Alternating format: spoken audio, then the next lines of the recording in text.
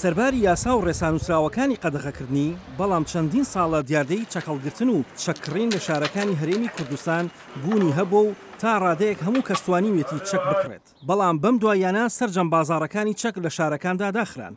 دەربارەی بڕیاری چەکی قەدەغە و بێمۆڵەت و بە مۆڵەتیش پێشتر بڕیار هەبووە، بڕیار دراوە، یاسای بۆ دەرکراوە، یاسا هەیە لە ساڵی 1993 هەموارکرایەوە لە حکوومەتی هەرێمی کوردستان کەەوە ئەو یاسایە کاری پێ بکرێت و هەروها ئەو کەسانی کە چەکی بێ یاسا و بێ یاسا هەڵدەگرن لە شوێنە گشتیەکان بە هەموو شێوە قەدەغەیە. هەرچەند چەند ساڵە هەڵمەتی زۆر کراوە بۆ قەدەغەکردنی چەک و کۆتایی هێنان بەو دیاردەیە، بەڵام دوا بە دوای 27 ساڵ قەدەغەکرا.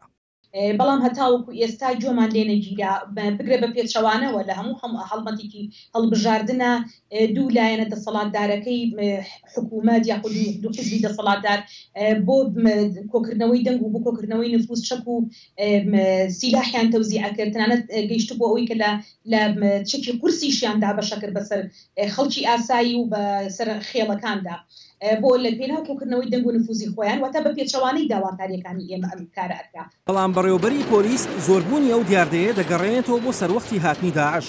دوای ئەوەی کە هاتنی داعش وای کردکەوە خەڵکێکی زۆر پەناباتن بۆ هەڵگرتنی چەک لەبەرەوەی خەڵکی هەولێر و کولتوری کوردستان دشی ئەو کولتورە بوون کەوا داعش دەیویست مەبەستی بوو بهینتە ناو هەرێمی کوردستان، بۆیە زۆرینەی خەڵک هەڵسان بە هەڵگرتنی چەک، چ ئەوانەی پێشمەرگە بوون، چ ئەوانەی کەسی وەکو خۆبەخش هەڵدەستان دەچونە سەنگەرەکان یان لە نێو شار دەمانەوە.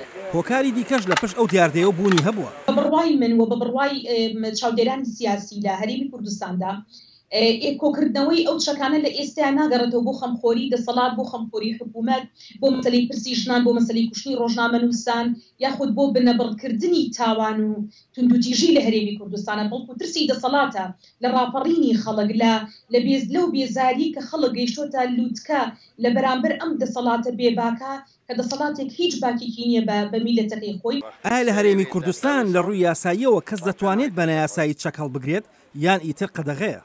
ئەگەر هاتوو کەسێک هەڵسێتن بە کڕین و فرۆشتنی چەک بە شێوەیەکی نایاسایی، دوو ئەگەر کەسێک هەستێتن بە هەڵگرتنی چەک لە شوێنە گشتیەکان بە شێوەیەکی نایاسایی و ئەگەریش کەسێکی کێش هەڵسێ بە هەڵگرتنی چەک لە شوێنە گشتیەکان بە ڕێگە پێدراویش بێتن، واتە ڕێگە پێدراویش بێت لەلایەن پارێزگاری هەولێر، پارێزگاکانیان ئەوەتەیە لەلایەن وەزارەتی ناوخۆوە کە هەڵگری مۆڵەتی چەکیابی، بەڵام بۆی نییە لە شوێنە گشتیەکان بەکاری بێنێت.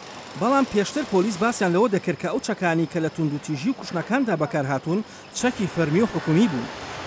بۆ ئەوەی کە کوردستاندا یاسا بەقرار نییە، یاسا بێلایەن نییە، یاسا سەروەر نییە، دەسەڵات و لایەن و کەس و بەرپرس و حیزبێنە و خزمێنە ئەمانە دەسەڵاتی گرتووە بەسەر هەموو جونگەکاندا. یەکێ لەو هەرە جونگە حەساسانەش دادگایە کە ناتوانێت بەسەر بەخۆی و ئازادانە کارەکانی خۆی ڕاپەڕێنێ.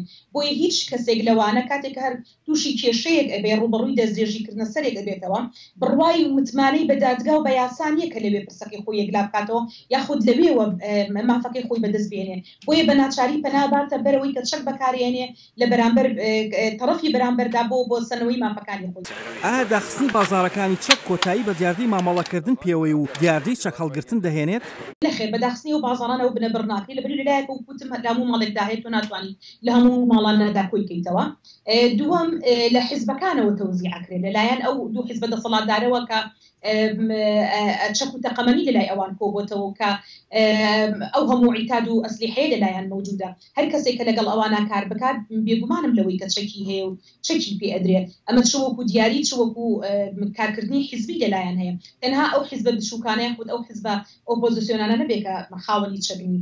چەند داخستنی بازاڕەکانی چەک و قەدەغەکردنی هەڵگرتن و بەکارهێنانی هەنگاوێکی شارستانیە، بەڵام ئایا ئەم دیاردەیە ئەندامە حیزبی حکوومەکانیش دەگرێتەوە؟ ئایا کۆتایی دەهێنێت بە توندوتیژی و دیاردەی کوشتن؟ ئاسۆ جەبار، دەنگی ئەمریکا.